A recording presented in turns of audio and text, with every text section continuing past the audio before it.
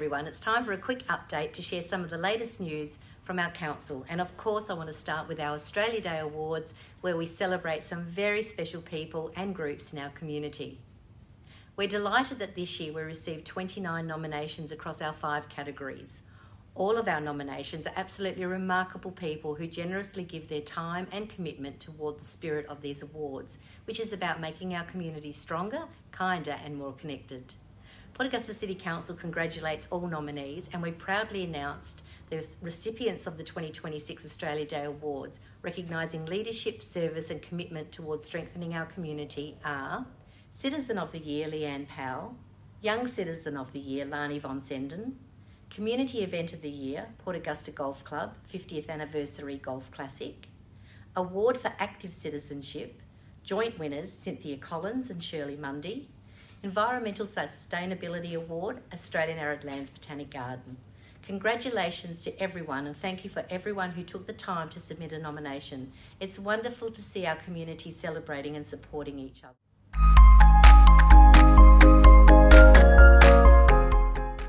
At our Australia Day celebration, we also warmly welcomed 5 new citizens to our country. Citizenship ceremonies remind us of the shared values that bind us together as a country. And as a council, we're committed to building a city that reflects the values of Australia. A city that is welcoming, fair and inclusive. A city where people feel valued and able to contribute. A city where creativity is encouraged, volunteers are supported and community connection remains strong. Congratulations to our new citizens. Moving to our January council meeting, where we covered a number of things, some of them being the public toilet renewal program that we're about to roll out.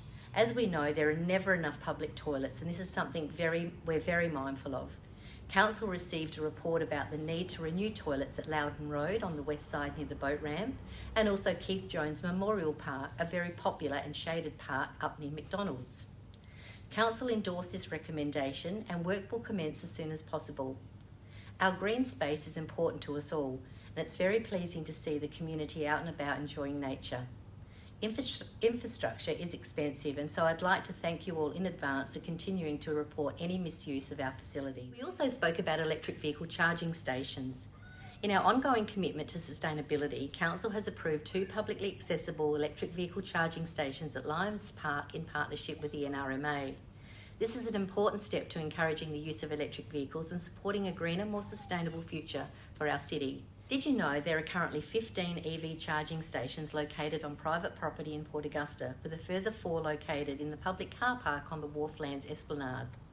EV charging stations are an essential part of making destinations such as Port Augusta more accessible, attractive and sustainable for the modern travellers.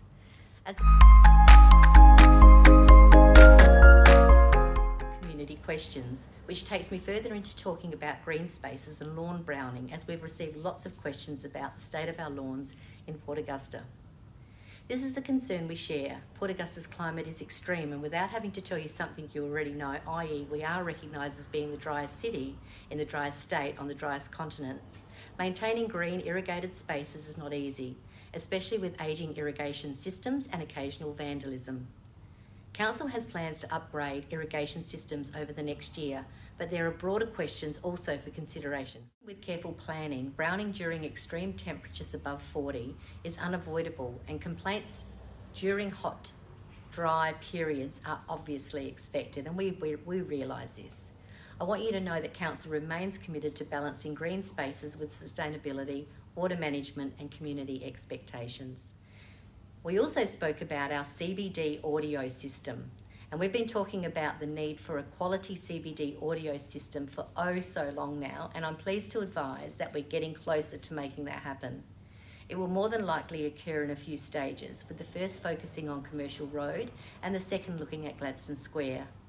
These improvements will help make community events and gatherings more enjoyable for everyone. We also spoke about our community land management plans.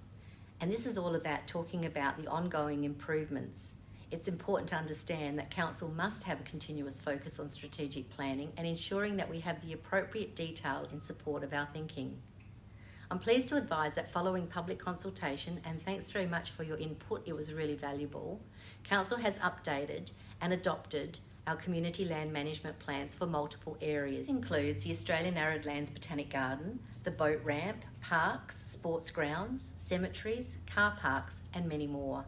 These plans guide how our community lands are developed and maintained, ensuring they both meet current needs and, of course, future expectations. And talking about consultation, very soon you'll hear about an invitation to participate in our CBD Draft Master Plan community consultations.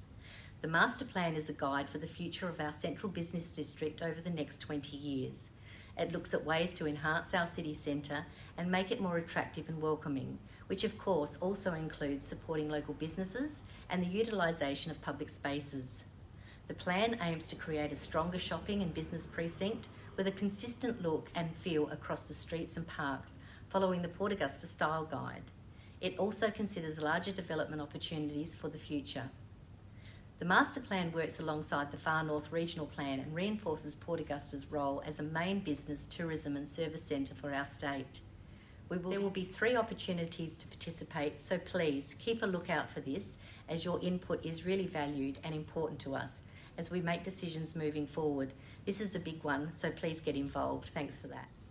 As the new school year begins, many families across Port Augusta are getting back into the swing of early mornings, busy routines and packed lunches.